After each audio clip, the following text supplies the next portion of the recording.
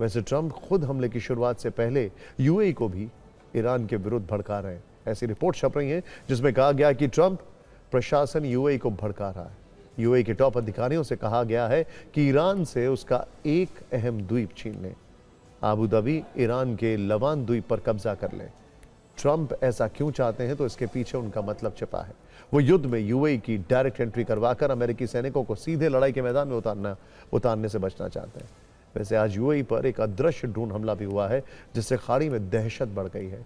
हुआ यह है कि यूएई में एक महत्वपूर्ण बराक न्यूक्लियर प्लांट है, उसके बहुत करीब आज सुबह अचानक ड्रोन से धमाकों की गूंज सुनाई दी गई। यूएई ने इसके बाद ग्रेव कंसर्न नोटिस जारी किया है। यह भी दावा किया है कि ये ड्रोन सऊदी के रास्ते आए थे। सऊदी बॉर्डर से यूएई का यह न्यूक्लियर प्लांट महज 50 किलोमीटर ही दूर है। यूएई में सऊदी की मिलीभगत पर भी शक की सुई घूम रही है। आईएईए ने भी न्यूक्लियर प्लांट के पास हमले को लेकर चिंता जताई है। आईएईए ने कहा है कि न्यूक्लियर सेफ्टी को खतरा नामंजूर है, लेकिन सवाल यह है कि ये ड्रोन अटैक किया किसने? ईरान ने इसकी जिम्मेदारी नहीं ली है। अमूमन यूएई में पिछली बार जितने हमले हुए थे उसकी जिम्मेदारी तेहरान ने सामने से आकर ली थी, जिसके बाद कई थ्योरी जो है वो सामने आ रही हैं।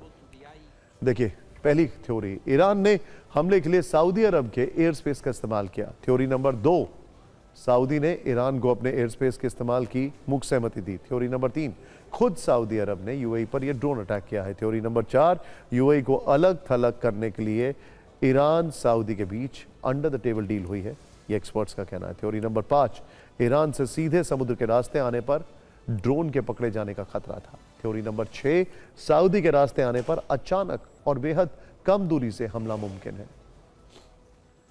वैसे ये टाइमिंग बेहद अजीब है। एक तरफ ट्रंप प्रशासन ने यूएई को ईरान के खिलाफ भड़काया है और ठीक उसी समय के आसपास देखिए यूएई के न्यूक्लियर प्लांट के पास हमला हो गया। क्या यूएई को इस युद्ध में घसीटने की कोई योजना बन रही है? क्योंकि आज ही ईरानी सुरक्षा समिति के सदस्य अली खेजरियान ने यूएई को एक चेतावनी दी है। उन्होंने कहा है कि यूएई को ईरानी सेना नरक बना देगी, यूएई को अमेरिका अकेला छोड़ देगा, युद्ध खत्म होते ही यूएई नरक में तड़पेगा। आईआरजीसी के पूर्व कमांडर मोहसिन रजाई ने भी यूएई को धमकी दी है, कहा है कि ईरान के सब्र की सीमा खत्म हो रही है, यूएई सबसे पहले अपना पक्ष चुने। वहीं ईरानी सुप्रीम लीडर के सैन्य सलाहकार ने डायरेक्ट अमेरिका को वार्निंग दी है। उन्होंने कहा है कि अमेरिकी सेना के लिए ओमान की खाड़ी को कब्रिस्तान बना देंगे, अमेरिकी नौसेना पीछे हटे नहीं तो अमेरिकी जहाजों को डुबो देंगे। ईरान की ये धमकियां जुबानी जमा खर्च नहीं दिखती।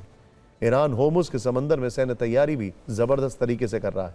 होर्मुज में नई सबमरीन फोर्स तैनात की गई है। 20 से ज्यादा ईरानी सबमरीन होर्मुज में मौजूद हैं। सभी सबमरीन टॉर्पीडो से लैस हैं।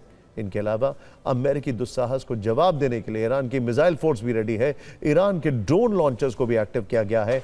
आप कह सकते हैं कि ईरान की तीनों सेनाएं इस वक्त हाई अलर्ट पर हैं। अब आप दोनों पक्षों की तरफ से ये जुबानी फायरिंग भी सुनिए।